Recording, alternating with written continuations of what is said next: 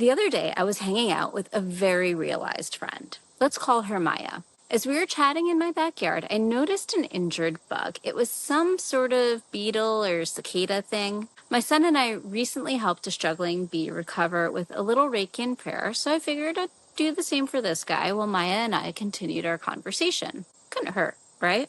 Maya just squinted over at the bug. A few minutes later, our buggy friend, who had been dragging itself around, suddenly sprang to life. It beelined, pun intended, straight into Maya. "Ugh, I hate bugs," she grimaced. "The cucarachas and I are war," and she paused. "But that bug definitely made a run for me because I didn't want to help it, huh?" I nodded. That's exactly what I'd been thinking. Bugs are people too.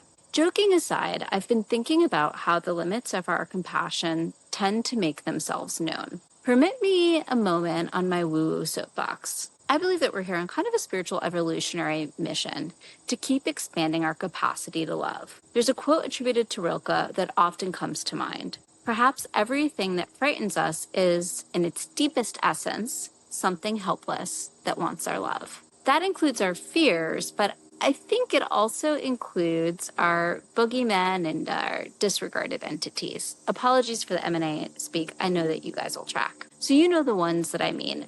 The people or creatures who, in our mind, don't quite deserve our care, attention, or love. We all have them. Mine, mice, and snakes. I do my best now to wish them well while gently requesting that they stay far away as possible. In other eras of my life, my disregarded entities included people that I disagreed with politically. And if I'm honest, I still have some edges here, but they've softened over time, especially since moving to a place where I'm surrounded with people with a wide range of views. Mostly, I've come to realize that I'm not going to fix anyone's perceived ethical failings by responding with a compassion deficit of my own. There is so much suffering in this world. It can feel overwhelming and just make us want to shut down, especially when it feels like it's hard enough just managing our own problems.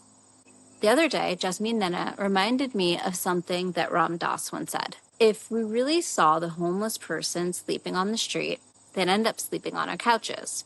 This metaphor became real for me a couple of years ago. I was at a gas station with my son, and we saw a young man who seemed very down on his luck. We were loaded up with snacks, as is necessary when spending more than about 5 minutes in a car with a 4-year-old.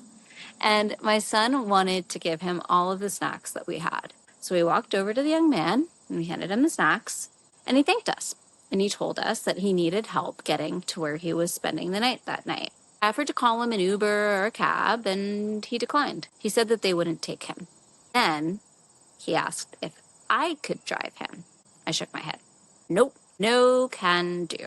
I didn't have any cash on me, so we parted ways, and I wished him well, though my son interrogated me for the next hour about why he couldn't come with us. So I get it.